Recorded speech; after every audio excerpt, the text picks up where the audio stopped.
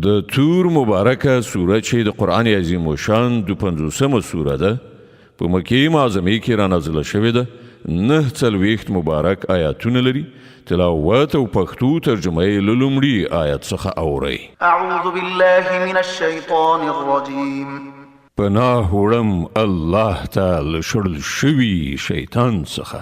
بسم الله الرحمن الرحیم د الله په نوم چې ډېر زیات مهربان پوره رحم لرونکی دی. والطور وكتاب مستور في رق منشور والبيت المعمور والسقف المرفوع والبحر المسجور إن عذاب ربك لواقع ما له من دافع يوم تمور السماء مورا وتسير الجبال سيرا. قسم دی په تور یعنی غره او په یو داسې پرانستی کتاب باندې چې په نري جولد کې لیکل شوی دی او په ودان کور باندې او په لوړ چت باندې او په څپان د سمندر باندې چې ستا د پروردګار عذاب ارومرو واقع کېدونکی دی چې د هغه څوک دفع کوونکی نشته. هغه به په هغه ورځ واقع شي چې آسمان په اوړېدو راوړېدو خوځېږي او غرونه په چټک تګ سره روان شي. فويل يومئذ للمكذبين الذين هم في خوض يلعبون. تباهي ده په هغه ورځ د هغو دروغجن ګڼونکو لپاره چې نن د لوبې په ډول په خپلو دلیلونو جوړونو کې اخته شوي دي. يوم يدعون إلى نار جهنم دعا هذه النار التي كنتم بها تكذبون. په کومه ورځ چې به دوی په ټیلو ټیلو د دوزخ د اور خواته بوتلی شي په هغه وخت کې به دوی ته وویل شي چې دا همغه اور دی چې تاسې ورته د دروغو نسبت کوو. أفسحر هذا أم أنتم لا تبصرون. اوس وښیئ دا کوډې دي او که تاسې بینایي له لاسه ورکړې ده. اصلوها فاصبروا أو لا تصبروا سواء عليكم إنما تجزون ما كنتم تعملون. زی اوس په دې دوزخ کې دننه وسوځئ که تاسې صبر وکړئ او که یې ونه کړئ ستاسو لپاره یو شانته ده. تاسې ته هماغسې جزا درکول کیږي لکه چې تاسې عمل کوو. إن المتقين في جنات ونعيم فاكهين بما آتاهم ربهم ووقاهم ربهم عذاب الجحيم. پرهیزګاران به هلته په باغونو او نعمتونو کې وي له هغو شیانو څخه به د خوندونو اخیستونکي وي چې د هغو پروردګار یې هغو ته ورکړي او د هغو پروردګار به هغوی د دوزخ له عذابه وژغوري. كلوا واشربوا هنيئا بما كنتم تعملون. هغو ته به وویل شي خورئ او څښئ په خوند سره د خپلو هغو عملونو په بدل کې چې تاسې په دنیا کې کول. متكئين على سرر مصفوفة وزوجناهم بحور عين. هغوی به مخامخ په غوړېدلو تختونو باندې تکیه لګولې ناست وي او موږ به ښایسته سترګې لرونکي حورې هغوی ته واده کړو. والذين آمنوا واتبعتهم ذريتهم بإيمان ألحقنا بهم ذريتهم وما ألتناهم من عملهم من شيء كل امرئ بما كسب رهين. کوم کسانو چې ایمان راوړی دی او د هغو اولادونه هم د ایمان په کومه درجه کې د هغوی په نقش قدم روان شوي دي د هغو هغه اولادونه به هم مونږ په جنت کې له هغو سره یو ځای کړو او د هغو په عملونو کې به هغوی ته څه خساره ونه رسو. هو هر څوک د خپل کسب په بدل کې ګیراو دی. وأمددناهم بفاكهة ولحم مما يشتهون. مونږ به هغو ته هر راز میوه او غوښه هر څه چې د هغو زړه وغواړي په ښه شان ورکوو. يتنازعون فيها كأسا لا لغو فيها ولا تأثيم. هلته به هغوی د شرابو پیالې یو له بله ژر ژر اخلي چې نه به پکې چټي خبرې کول وي نه به د عملي یعنی نه به د ګناه نسبت سره مل وي. ويطوف عليهم غلمان لهم كأنهم لؤلؤ مكنون. او د هغو په خدمت کې به هغه هلکان په منډه منډه اوړي راوړي چې د همغو لپاره به خاص وي داسې ښایسته لکه پټ یې ساتل شوي مرغلرې. وأقبل بعضهم على بعض يتساءلون.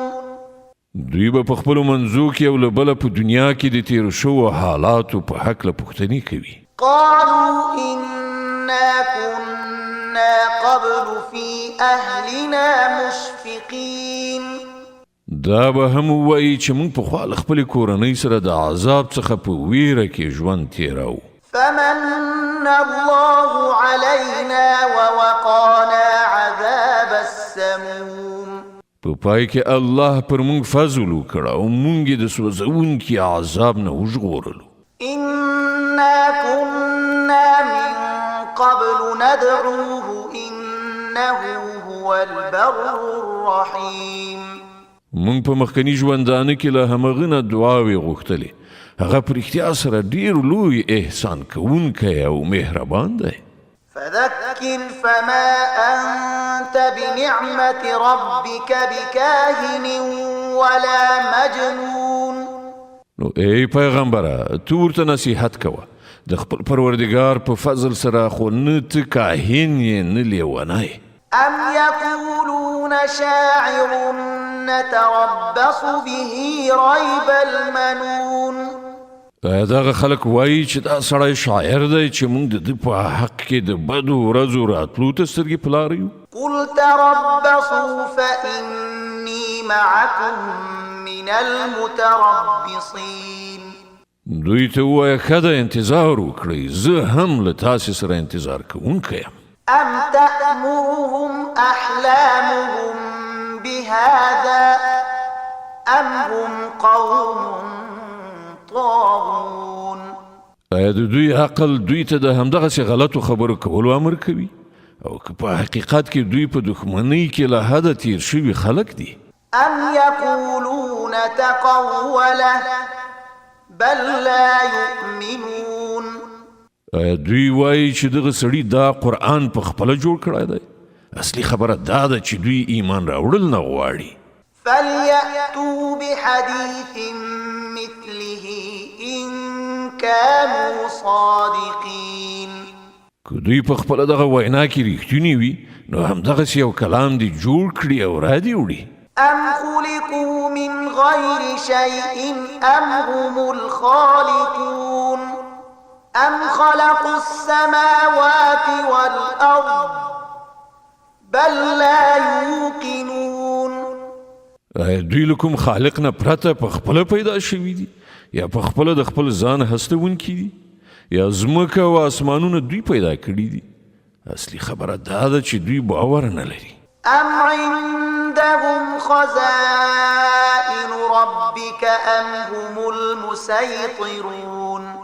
آیا ستاسو د پروردګار خزانې د دوی په اختیار کې دي یا پر هغو باندې د همدوی حکم چلیږي؟ أم لهم سلم يستمعون فيه فليأت مستمعهم بسلطان مبين. آیا له دوی سره کومه زینه شته چې پر هغې باندې په ختلو سره دوی پاسنۍ نړۍ ته غوږ نیسي؟ له دوی نه چې کوم چا څه اورېدلي وي هغه دې کوم ښکاره دلیل راوړي. أم له البنات ولكم البنون. آیا د الله لپاره لونی دي او ستاسو لپاره زامن دي؟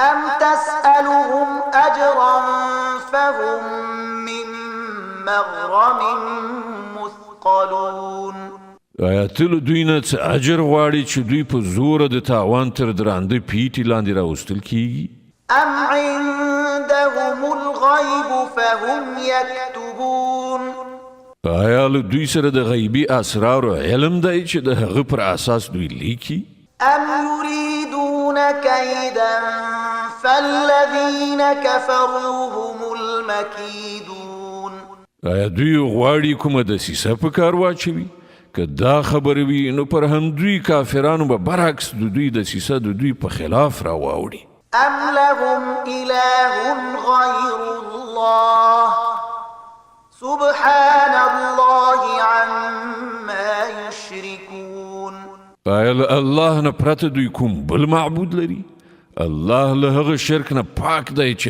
دغه خلک یې کوي وإن يروا كسفا من السماء ساقطا يقولوا سحاب مركوم دوی که د اسمان ټوټې هم راغورځېدونکي وویني نو وبه وایي دا وریځې دي چې کوټه کوټه را روانې دي فذرهم حتى يلاقوا يومهم الذي فيه يصعقون يوم لا يغني عنهم كيدهم شيئا ولا هم ينصرون نو ای پیغمبره دوی پر خپل حال پرېږده تر دې پورې چې دوی خپل هغې ورځې ته ورشي چې په هغې کې به دوی راوپرځول شي په هغې ورځ چې نه به د دوی خپله کومه دسیسه دوی ته څه په درد وخوري نه به څوک د دوی مرستې ته راشي وإن للذين ظلموا عذابا